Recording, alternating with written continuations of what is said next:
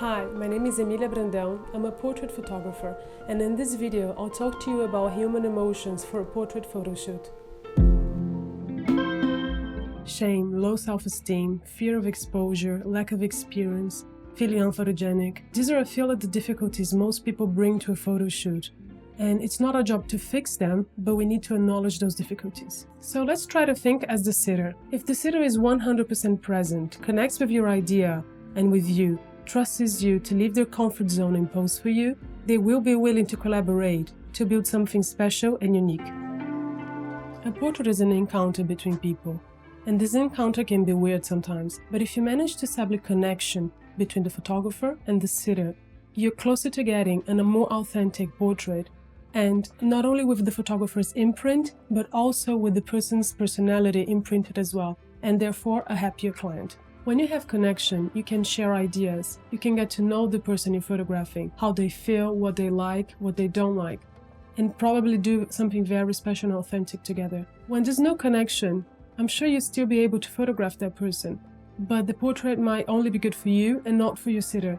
How do you build connection? For me, it starts on the first encounter by simply acknowledging someone, being 100% present, looking at them in the eye, and letting them know that you're there to work with them. A great question I like to ask is there anything you want me to know about you that will help me portray you? It's not always easy to be photographed. Personally, I don't find it easy to be in front of a camera. So we need to have empathy for those people that place themselves in front of a camera, trusting us with their image, and that's my core principle. Validating someone's feelings is much more empathic than ignoring them. So imagine you're going to be photographed by someone, and you said to the photographer, actually, I'm a little bit nervous, I never did this before, and the photographer said to you, oh, it's okay, don't be silly, there's no reason to be nervous. How would you feel? Wouldn't it be better to be with a photographer that would say to you, listen, it's totally normal to be nervous, it happens all the time, is there anything I can do to help you? As the photographer, the way to be vulnerable is by exposing and sharing your ideas with your sitter, everything you thought for that photo shoot. So when your sitter understands that you're being vulnerable and sharing your ideas, he feels more confident as well on stepping in that place and stepping out of that protective shell. But when you're working with an idea or a client's breathing, it's your job to work towards a feeling or a facial expression that you need to achieve. So remember a simple rule: a thought triggers a feeling that triggers a behavior. So the way to do it is you need to give them clues to have thoughts and feelings that will make them act a certain way. And the way I do it is I get all the information I need before the photo shoot and know them enough to know exactly what to ask to make them feel and act a certain way. Another way I use to direct someone for a facial expression or a body language is working with visualizations.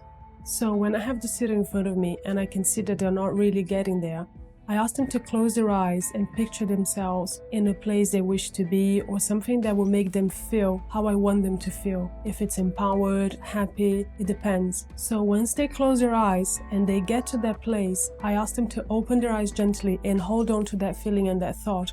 And that's when I go back to taking the pictures.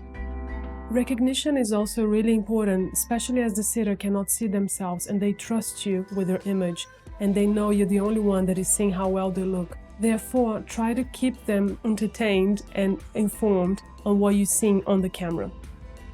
So talk to your sitter, provide positive encouragement, and tell them what's happening on your side of the camera, because sometimes they can see our eyes worrying and it might just be a shadow, but they don't know and they probably start thinking that it's with them.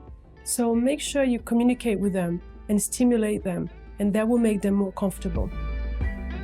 If you like this content, you can find the link to my Domestika course in the description below. Feel free to make a comment if you have any doubts, and I hope to see you soon.